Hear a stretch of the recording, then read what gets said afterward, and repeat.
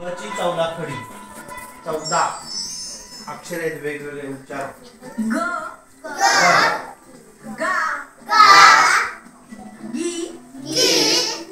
गी गु गु गे ग्या गई गो गौ गम गहा ग घराचा ग ए हां बघ ग ची 14 घा घी घी गु